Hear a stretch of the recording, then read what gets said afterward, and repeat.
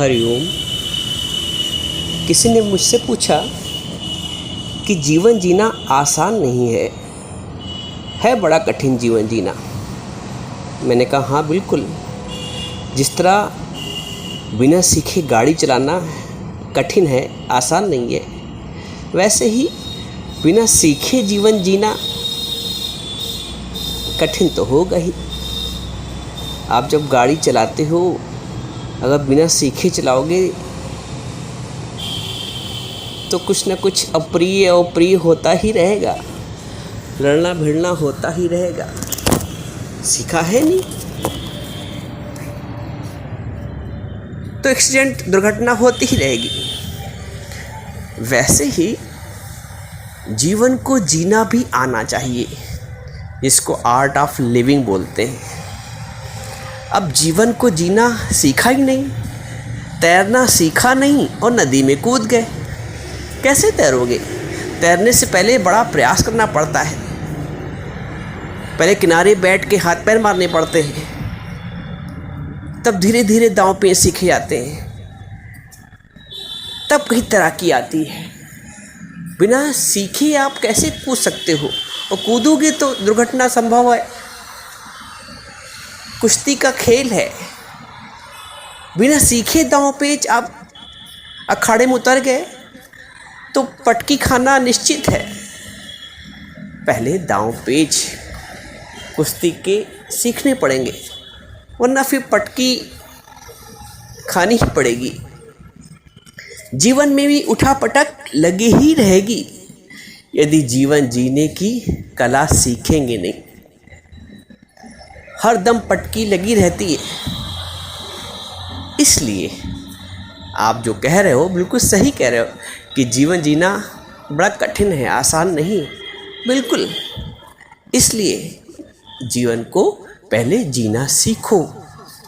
No art of living first. पहले जीना सीखो। तो जीना कोई सिखाता नहीं है, कुश्ती कोई सिखाता नहीं है, अखाड़े में उतर जाते हो तुम। तैरना सीखा नहीं, दरिया में तुम उतर गए, कैसे संभव है? पहले सीखो तो। इसीलिए प्राचीन युग में, आरंभिक काल में 25 वर्ष पहले हमको गुरुकुल में कुछ वर्ष रहना पड़ता था। 4 वर्ण इसीलिए थे, ब्रह्मचर्य, गृहस्थ, वानप्रस्थ, संन्यास। तो इनका एक कारण था। आज हम ना ब्रह्मचर्य का पालन करते हैं, ना गुरुकुल की नीतियों का, शिक्षाओं का पालन करते हैं, तो जीवन कठिन तो हो ही जाएगा। सीखा ही नहीं है, कैसे जिए? तो पहले जीवन को जीना सीखना पड़ेगा। और ये जो जीने की कला है, ये हमें सिर्फ सत्संग से आती है, सद्गुरु देता है। दुनिया, संसार हमें ढकेल रही है, बिना सीखे, बिना सिखाए कुश्ती के अखाड़े में भेज रही है। बिना सीखे, बिना सिखाए दरिया में फेंक देती है, जाओ तैरो। कैसे संभव है? समझो और सीखो। ये जो भगवत गीता है, ये हमको जीना सिखाती है। जीने का जो सबसे बड़े मापदंड हैं, जो तरीका है, जो विधि है, जो सबसे अच्छी पुस्तक है, लेख है, ग्रंथ है, वो भगवत गीता है। अब भगवत गीता को हम पढ़ते नहीं हैं। वो तो बोलते जब अंत समय आएगा तो सुन लेंगे। अरे तब क्या सुनोगे? तब कान सुनने लायक रह नहीं जाएंगे, तब बुद्धि समझने लोग लायक रह नहीं जाएगी, तब क्या समझोगे? आरंभिक अवस्था में स्वयं समझो, स्वयं के बच्चों को समझाओ। बहुत आवश्यक हो गया आज के दौर में भगवत गीता का अध्ययन करना, समझना, पढ़ना और तब जीवन जीना। तो पहले ट्रेनिंग तो लो। बिना ट्रेनिंग लिए हम अखाड़े में उतर गए। ट्रेनिंग हर चीज़ की आवश्यक है, चाहे वो गाड़ी चलाने की हो, चाहे कुश्ती की हो, चाहे तैराकी की हो। ट्रेनिंग बहुत आवश्यक है। तो संसार में आए हैं तो सबसे पहला कार्य ट्रेनिंग का है। कैसे जिए, मालूम ही नहीं। हर आदमी दुखी है, हर आदमी परेशान है। परेशानी का कारण है, दुखी इसलिए है क्योंकि सीखा है नहीं, दरिया में कूद गया है। दुखी इसलिए है कि दांव पे सीखे नहीं, कुश्ती में अखाड़े में चले गए हैं, तो दुख तो मिलेगा ही। दुखी इसलिए कि गाड़ी चलाना आता नहीं और चलाने को मजबूर है, इसलिए दुखी है। तो दुख का कारण जानो। हर आदमी दुखी है, हर आदमी परेशान है, हर आदमी चिंतित है, हर आदमी मान अपमान महसूस कर रहा है, हर आदमी गिर रहा पड़ रहा है, विचारों से ग्रसित है, रात की नींद हराम है, थॉट पर चलती रहती है।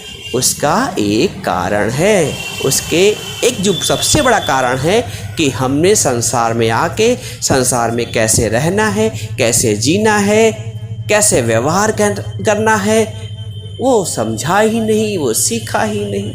इसलिए सत्संग की आवश्यकता है। सत्संग में हम सीखते हैं कि हमारी जो 5 ज्ञानेंद्रियां हैं और 5 कर्मेंद्रियां हैं, इनका इस्तेमाल ही नहीं जाना। देखो बड़ी विचित्र बात है कि हथियार दे दिया गया है और हथियारों का इस्तेमाल कैसे जाए, किसी ने सिखाया नहीं। तो ये जो 5 ज्ञानेंद्रियां हैं, ये 5 शस्त्र हैं। आँख से क्या देखना है, किसने बताया आज तक? आप बोलते हो आँख है तो आँख से भाई जो दिख रहा सामने दुनिया, यही ना, ये तो एक स्थूल दृष्टि है, ये तो ऊपरी है। हमें वास्तव में क्या देखना है? आँख के पीछे से जो देख रहा है वो क्या देखना चाहता है? कान क्या सुनना चाहता है?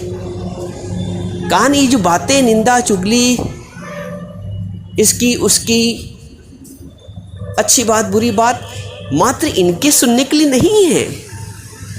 कान को अमृत चाहिए, कान को ज्ञान चाहिए, कान को ज्ञान सुनना है, और ज्ञान सुना नहीं, अज्ञान में कूद पड़ा। तो जो इंद्रियों को चाहिए वो इंद्रियों को उसका इस्तेमाल करते, जिस लिए इंद्रियां मिली हैं उसका उद्देश्य पूर्ण हो, उस उद्देश्य में इंद्रिय का इस्तेमाल हो, इंद्रिय का प्रयोग हो। हम उस अब देखना आँख से है भगवान, देखना है सत्य, हम जीवन भर असत्य देखते रहते हैं। सुनना है सत्य, हम जीवन भर असत्य सुनते रहते हैं। हम जीवन भर फालतू की बातें सुनते रहते हैं, जबकि फालतू की बातें सुनना वर्जित है। फालतू का दृश्य देखना, उल्टे सीधे गंदे अच्छे, ये दृश्य देखना वर्जित है। हम वही देखा करते जीवन भर में, अच्छाई और बुराई देखा करते हैं, अच्छाई और बुराई ही सुना करते हैं। तो जो जिस चीज़ के लिए इंद्रियां हैं, हम समझते हैं कि इस चीज़, क्योंकि ज्ञान है नहीं तो हम समझते हैं हमारी इंद्रियां इसी सब कार्य के लिए हैं। हमको जब ज्ञान मिलता है तब हम कहते हैं, अपना माथा पीटते, ओह अभी तक हम क्या करते रहे। तो इन आँखों से भगवान देखना है, सत्य देखना है, जो वास्तव में है। हम वो देखते हैं जो वास्तव में नहीं है, और हमको देखना वो है जो वास्तव में है। कानों से वो सुनना है जो वास्तव में है, शाश्वत है। हम वो सुनते हैं जो अशाश्वत है, जो अप्रिय है। जुबान से हमें वो बोलना है जो अमृत तुल्य हो, औरों को शीतल करे, आपको शीतल होए। लेकिन हम क्या, हम अज्ञान में, हम स्वार्थ में विष उगलते हैं। तो जब हमको साधन का इस्तेमाल, शस्त्रों का इस्तेमाल ही, प्रयोग ही नहीं पता, तो हम उसका प्रयोग कैसे करेंगे वास्तविक अर्थों में? हमें वास्तविक अर्थों में प्रयोग करना है। हमें पहले ज्ञान को जानना है, फिर संसार में अपना व्यवहार करना है। पहले परमार्थ को समझना है, फिर अपना व्यवहार सिद्ध करना है। हम पहले व्यवहार सिद्ध करते रहते हैं, जब बुढ़ापा आता है तब भैया कुछ राम भजन कर लें, तब कुछ परमार्थ कर लें। उल्टी चक्की, तभी बोला उल्टी चाकी देख कर दिया कबीरा रोए, 2 पाटन के बीच में साबुत बचा न कोई। उल्टी चक्की चलाओगे तो कैसे काम बनेगा? उल्टी चक्की चलाओगे कैसे काम चलेगा? बोलता दिया देख के दिया कबीरा रोए। कबीर रोता है कि मनुष्य कहाँ जा रहा है। मनुष्य 2 पार्टों क्या, सुख दुख, हर्ष विषाद, शोक, मान अपमान, निंदा स्तुति, अच्छे बुरा, इन सब के पीछ पिस रहा है। लाभ हानि, इन सब दो पार्टों के बीच पिस रहा है। लेकिन जब ज्ञान आता है तो हम इन दो पार्टों से उपराम हो जाते हैं। तो हम इन दो पार्टों से उपराम हो जाते हैं। आपने देखा है कि जब चक्की चलती थी पुराने ज़माने में, दो पार्टे होते थे और बीच में एक धुरी होती थी। बोलता कील संग जो लग गया उसे काल भी नहीं खाएगा, बंदगी कर ले प्रभु की वरना तू पछताएगा। और कील संग जो लग गया उसे काल भी नहीं खाएगा। जो चक्की की धुरी होती है वो परमात्मा का स्वरूप है। तो इसने जिस दाल के दाने ने उस धुरी से चिपक गया, वो पिसने से बच गया। तो जिसने परमात्मा की शरण ले ली वो इन दो पार्टों से पिसने से बच गया। दुख और सुख से ऊपर उठ गया, मन और अपमान से ऊपर उठ गया, लाभ और हानि से ऊपर उठ गया। तो ये ज्ञान किसी ने दिया ही नहीं। उस चक्की का पता आज तक किसी ने दिया ही नहीं, उस धुरी का पता आज तक किसी दिया नहीं। जब पता ही नहीं तो आप क्या करोगे? इसलिए आवश्यक है कि हम पहले अपने जो परमार्थ है उसको जानें, फिर अपने व्यवहार को सिद्ध करें, फिर अपने स्व अर्थ को जानें। परमार्थ को जानेंगे तो अपने स्व अर्थ को भी जान लेंगे। तो पहले अपना जो वास्तविक उद्देश्य, गाड़ी चलाना सीखें। जैसे उस व्यक्ति ने मुझसे पूछा तो अब उसको इस बात का बाद में एहसास हुआ कि हाँ सच बात है कि हमने जीवन में जीना तो आरंभ कर दिया, कैसे, लेकिन कैसे जीते हैं, विधि क्या है, तरीका क्या है, वो नहीं जानना। वो हमको सत्संग से पता चलता है, वो गुरु से पता चलता है। वो जब आप हमसे प्रश्न करते हो तो उसका उत्तर आपको मिलता है। आपके अंदर प्रश्न उठने चाहिए और श्रद्धा भाव से पूछना चाहिए ताकि हमारा आत्मिक कल्याण हो, उद्धार हो, हमारे जीवन का उद्देश्य पूर्ण हो। तो जानो सत्य को, जानो ड्राइविंग करना तब गाड़ी चलाओ, जानो स्विमिंग तैरना तब नदी में कूदो, जानो कुश्ती की दांव पेश तब अखाड़े में कूदो। जानना पड़ेगा, समझो और पूछो। ना समझ में आए तो 10 बार पूछो, लेकिन अपना कल्याण सोचो, अपने कल्याण के लिए बिल्कुल लग जाओ। अपने आत्म कल्याण के लिए, अपने आत्मोद्धार, संसार के लिए तुमने अब तक बहुत सोचा है। बनाते बनाते संसार की अब तक जीवन यहाँ पे आ गया, आयु के इस पड़ाव पे आ गया और फिर भी हमें उन समस्याओं का हल नहीं मिला, हम उनसे ऊपर नहीं उठ पाए। कारण वही है कि हमने पहले नदी में कूद गए, तैराकी सीखी नहीं। सीखो, जीवन को जीना सीखो। गुरु करो, गुरु से पूछो। गुरु वो एक बात और भी है, हम लोग क्या, कल भी मैंने बताया था कि सत्संग सुनते हैं जो लोग, कुछ लोग मनोरंजन के लिए, कुछ लोग टाइम पास के लिए, कुछ लोग को वो सत्संग पसंद आता है जिसमें ज्ञान ध्यान की, बस वहाँ भजन हो गए, कीर्तन हो गया, थोड़े से झूम लिए, ढोलक बन गई, मंजीरा बज गया, उसमें झूम लिया और घर चले आए, बस मस्ती हो गई।